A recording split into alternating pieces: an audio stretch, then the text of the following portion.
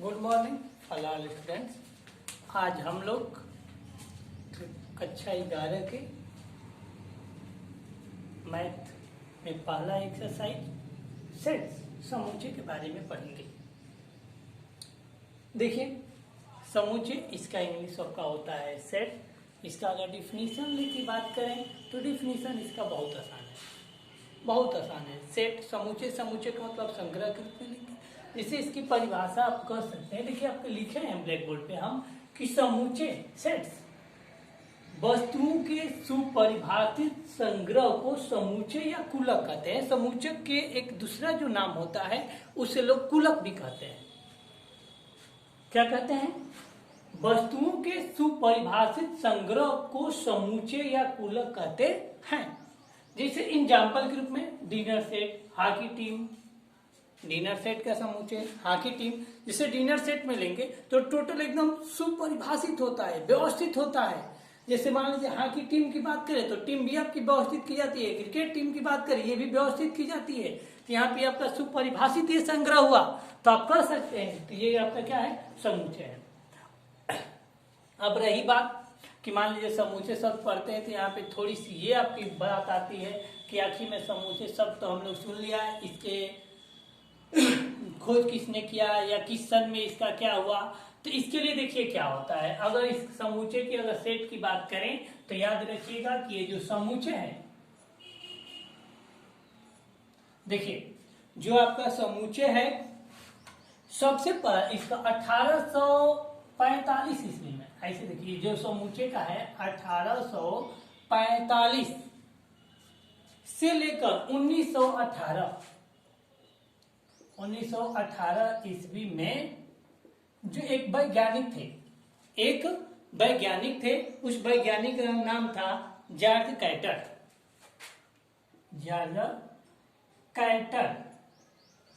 ने की। ध्यान दीजिएगा, जो समूचे के जो आपका जो इसका प्रतिपादन किया या प्रकाशित किए वह कितने समय तक हुआ? 1845 से लेकर 1998 ईस्वी तक जॉर्ज कैटर द्वारा किया गया। तो ये तो रहा कि किस सन में इसका खोज हुआ और किसने किया या इसका संपादित कब हुआ, तो हम ले सकते हैं। इसका सन भी हम लोग लिख दिए। अब इसमें अब दूसरा तरीका हम लोग का चलता है कि ठीक है, जैसे समूचे हम लोग लिख दिए या कोई भी चीज लिखते हैं तो उसको सांकेतिक भाषा में भी हम लोग लिखते हैं। तो इसको अगर हम लोग संकेत में लिखे, संक्षेप में लिखे तो कैसे लिखते हैं? तो अगला का मान लीजिए हम लोग का हेडिंग आता है कि इसे साफ कर दे रहे हैं। समूचे के बाद हेडिंग आपका आता है कि समूचों का संकेतन। अगला आपका आएगा, मान लीजिए समूचे का संकेतन। देखिए नोटेशन ऑफ सेट। देखिए इसके समूचे के अगर संकेतन की बात करें तो देखिए समूचे को हम लोग हमेशा से लिखते हैं ना कि किसी चीज को जैसे कह दें हम कि किसी मात्रा कह लेते हैं, उसको कैसे प्रदर्शित करते हैं, उसको कैसे प्रकट करते हैं। तो इसी तरह से समूचे का जो संकेतन होता है, साधारणतः समूचे का संकेतन जो अंग्रेजी वर्णमाला के जो कैपिटल अक्षर होते हैं उन्हीं से होता है। ध्यान देंगे, हम समूचे के संकेतन बताए कि समूचों को साधारणतः अंग्रेजी वर्णमाला के कैपिटल अक्षरों से प्रदर्शित किया जाता है।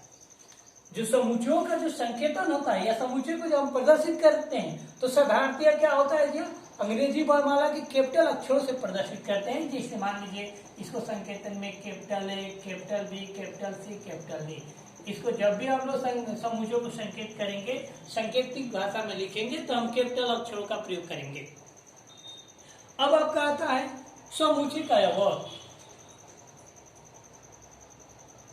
समूचे का अवयव, द एलिमेंट्स ऑफ सेट्स। समूचे का अवयव, द एलिमेंट्स ऑफ सेट्स।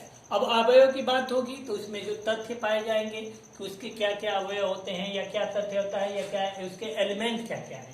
तो देखिए इसके लिए एकदम आसान है कि समूचे को निरूपित करने वाले संग्रह में, देखिए समूचे को जैसे यहाँ पे संकेत किए तो इसका होता है आपका कि समूचे के, देखिए समूचे को निरूपित करने वाले समूचे को निरूपित करने वाले, निरूपित करने वाले, देखिए क्या लिखा है, समूचे को निरूपित करने वाले संग्रह में सम्मिलित, संग्रह में सम्मिलित, संग्रह में सम्मिलित, या कह सकते हैं कि देखिए संग्रह में सम्मिलित कहिए या संग्रह में उपस्थित कहिए, आप जो कुछ भी लिख सकते हैं। तो मान लीजिए यहाँ पे हम चलिए सम्मिलित ही लिखते हैं कि संग्रह में सम्मिलित। अब संग्रह में क्या सम्मिलित होगा, यहाँ पे बात आती है कि हमने समूचों को निरूपित करने वाले संग्रह में क्या सम्मिलित करें। तो सम्मिलित करने के लिए तो हम लोग कुछ भी कर सकते हैं। तो संग्रह में सम्मिलित प्रत्येक वस्तु का, देखिए संग्रह में हम सम्मिलित की बात होगी कि इसमें क्या सम्मिलित करें। तो सम्मिलित के लिए हम लोग वस्तु को भी कर सकते हैं, नंबर्स भी कर सकते हैं, जो इच्छा सो कर सकते हैं। तो देखिए सम्मिलित प्रत्येक वस्तु का समुच्चय में, सम्मिलित प्रत्येक वस्तु का समुच्चय,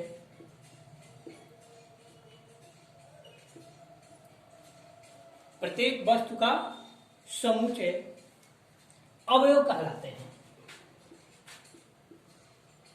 अवयव एलिमेंट कहलाते हैं।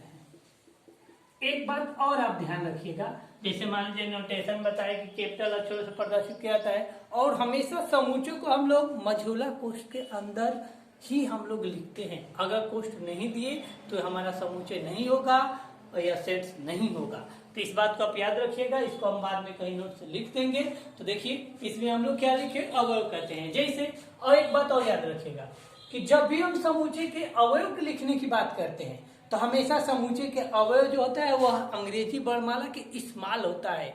चाहे अंग्रेजी वर्णमाला के इस्तेमाल ले या अंक कुछ भी ले सकते हैं, लेकिन अगर अंग्रेजी वर्णमाला ले रहे हैं तो उसमें अवयव में स्मॉल लेटर का प्रयोग करेंगे, कैपिटल का नहीं करेंगे। जैसे मान लीजिए हमने एक लिखा समूचे A B C, A B C, तो यह ए बी सी, इसी को हम कहेंगे कि समूचे के ए बी सी आपके अवयव हैं, और यह ए बी सी किससे संबंध रखता है, ए से।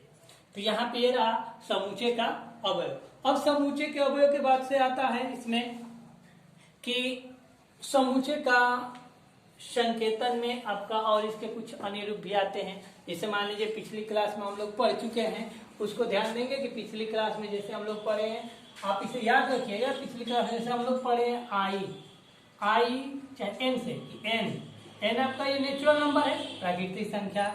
एन आ गया, एन के बाद से आर रियल संख्या, फिर आई या कितने लोग जेड लिखते हैं, इंटीजर, ठीक। डब्ल्यू होल नंबर, ये सब पिछली क्लासों में हम लोग 10th में पढ़े। तो ये आपका होता है संकेत में, इस समुच्चय में इनको प्रदर्शित किया जाता है। अगर एन कैपिटल एन आपका नेचुरल नंबर हो जाएगा, जेड आपका पूर्णांक होगा, आर पूर्ण संख्या होगी, फिर अगर क्यू जैसे इसमें ले लें तो क्यू आपका क्या होता है, परिमेय संख्या होता है। तो इसको आप याद रखेंगे। अब हम लोग चलते हैं समुच्चय के रूप में, जो चैप्टर पढ़े उस चैप्टर के ध्यान देंगे। इसमें आता है कि समुच्चय का निरूपण, अगला है जी समुच्चय का निरूपण। समुच्चय का निरूपण, देखिए समुच्चय के जब निरूपण की बात करेंगे, इस समुच्चय को निरूपित कैसे करते हैं, निरूपित करने को तो इसको प्रकट कैसे करेंगे। तो देखिए इसमें आपका समुच्चय के निरूपण में आपकी दो विधियां आती हैं। समुच्चय के जब निरूपण की बात करेंगे तो समुच्चय के निरूपण में, जब समुच्चय निरूपण की बात करेंगे तो समुच्चय निरूपण में देखिए आपकी इसमें दो आपकी विधियां आती हैं। कह देंगे कि समुच्चय निरूपण की दो विधियां हैं, और ये दो विधियां देखिए, जैसे ये पहला विधि और ये हम लिख रहे हैं दूसरा विधि। तो देखिए इस पहला विधि में जो आपको मिलेगा वो क्या मिलेगा, इसकी हम चर्चा करेंगे। तो देखिए जो पहला विधि है, पहला विधि में आपका आता है तालिका विधि। तालिका विधि, या इसको कितने लोग कहते हैं कि सूची विधि, ध्यान देंगे, सूची विधि या रोस्टर विधि, या करके आर ले लेंगे, इसी का दूसरा नाम है तालिका विधि, सूची विधि या रोस्टर विधि समुच्चय के निरूपण में। और इसका जो दूसरा होता है वो आपका होता है गुण विधि। जैसे दूसरा में क्या होता है, गुण विधि और समुच्चय निर्माण विधि। समुच्चय निर्माण विधि, तो ये तो आपको मिला समुच्चय का निरूपण करने की विधियां। तो देखिए समुच्चय को हम दो विधि में निरूपित करते हैं, एक तालिका विधि, सूची विधि, रोस्टर विधि, तीनों का एक ही नाम है। और दूसरा क्या होता है, गुण विधि या समुच्चय निर्माण विधि। अब इसमें हमारे पास ये बात आती है कि हम लोग इसकी अब परिभाषा जानेंगे कि तालिका विधि कैसे कहेंगे और इसका निरूपित कैसे करते हैं, गुण विधि किसे करते हैं और इसको निरूपित कैसे करेंगे, इसके लिए हम लोग लेंगे ना। तो देखिए अब इसमें आपका हेडिंग हम लोग डालते हैं तालिका विधि। देखिए हेडिंग में क्या लिखेंगे, तालिका विधि।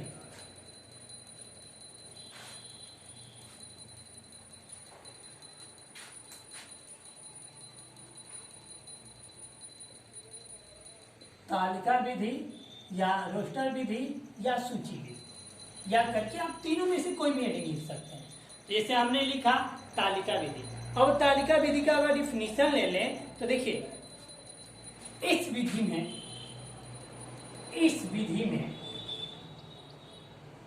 समस्त अवयवों को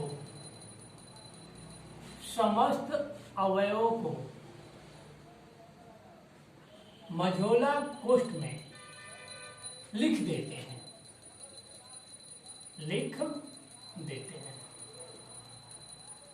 देखिए तालिका विधि का मतलब क्या हो कि इस विधि में समस्त अवयवों को मझोला कोष्ठ के अंदर, समस्त अवयवों को मझोला कोष्ठ में लिख देते हैं। और एक बात और ध्यान रखेंगे, जो इसके अवयव होगा उसमें अल्प विराम कामा का आपका विधिया रहेगा।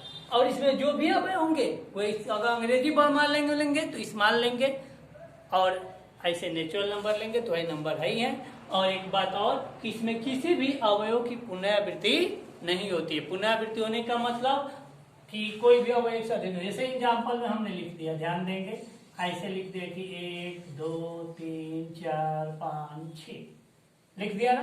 तो यहाँ पे कह सकते हैं देखिए कि ये सभी अवयव इसमें लिख दिया गया। इसको हम कहेंगे सूची विधि या रोस्टर विधि या तालिका विधि। ठीक, अब इसमें आपका आता है एक चीज और। अब दूसरा हेडिंग क्या लिखते हैं हम, गुण विधि।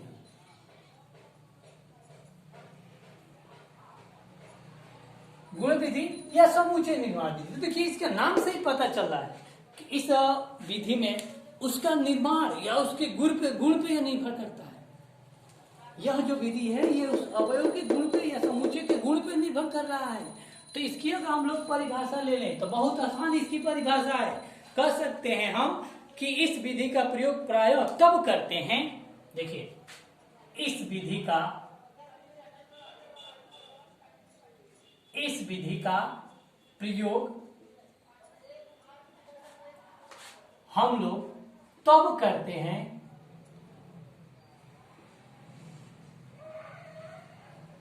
देखिए इस विधि का प्रयोग हम लोग तब करते हैं जब अवयवों की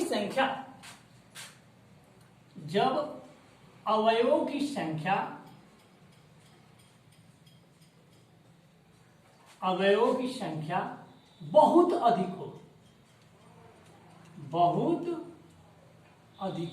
ध्यान देंगे कितने लोग आपसे ये पूछ सकते हैं कि बताइए दो विधियां दिया गया है कि दोनों विधियों में कुछ अंतर है कि कब किसका प्रयोग कर लेंगे।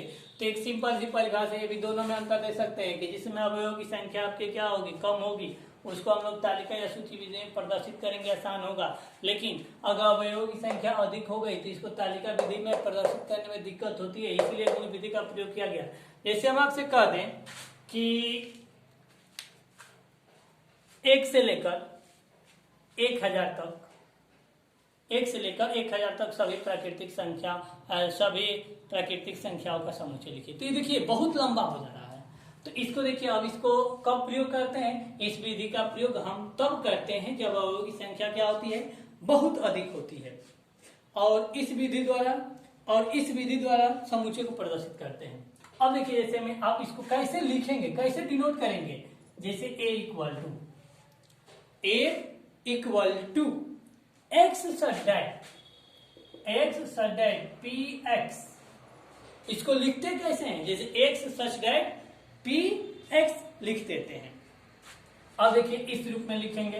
अब आपको ये क्या कर रहा है, देखिए यह पी आपका प्रॉपर्टी को यहाँ पे शो किया कि यह एक्स के गुण पे निर्भर कर रहा है, इसी रूप में लिखेंगे जहाँ पे अब एक्स का जो गुण होगा वो हम लोग लिख देंगे। जैसे एग्जाम्पल इस पे एक देख लीजिए, जैसे एग्जाम्पल में हम आपको लिख दें यह कि भारत के सभी नागरिकों का समुच्चय, भारत के सभी नागरिकों का समुच्चय, यह कह देंगे कि सौर मंडल में जो भी ले सकते हैं। तो देखिए भारत के सभी नागरिकों का समुच्चय, क्या इसको एक हम लोग ब्रैकेट के अंदर लिख सकते हैं? संभव है, लिख तो सकते हैं, लेकिन बहुत इतना संभव नहीं है कि 1-2 लाख पेज, तो इसको इस विधि पर तो हम लोग लिख नहीं सकते हैं। इसको अब गुण पे डिपेंड करेंगे। तो जैसे इसको अब हम सॉल्यूशन लिखेंगे तो ऐसे लिखेंगे कि A equal to x such that P x, x such that P x. तो देखिए ये पी एक्स है, पी आपको इसके गुण पे निर्भर करता है तो पी एक्स नहीं लिखेंगे, X such that X comma X क्या है, एक भारत का नागरिक है, एक्स एक क्या है, वो भारत का नागरिक है। तो यहाँ पे देखिए एक्स का गुण क्या मिला, भारत का नागरिक, तो इसको हम लोग क्या कहेंगे, गुण विधि या समुच्चय निर्माण विधि। ठीक, इस तरफ से हम लोग इसके बारे में आज थ्योरी पढ़ लिए। और किताब का हम लोग बुक होगा तो एनसीईआरटी के कुछ क्वेश्चन आपके एनसीईआरटी बुक में आप हल करना चाहेंगे तो आप बुक उठा कर देखिएगा। आपका पहला नंबर चैप्टर में यही पूछेगा कि ये बताइए कि इसमें बताइए कि ये कौन समुच्चय है कि नहीं है, परिभाषित है कि नहीं है। फिर आपको मिलेगा कि इसको रोस्टर विधि में या समुच्चय निर्माण विधि में प्रदर्शित कीजिए। ठीक है, इसे पढ़ लीजिएगा। अगर बाकी इसमें कोई अगर समस्या होगी तो नेक्स्ट वीडियो में आपको इसका एक्सरसाइज हम हल कराएंगे। और इसका भी समुच्चय के प्रकार है, बहुत कुछ है, आपका थ्योरी चलेगा। धन्यवाद।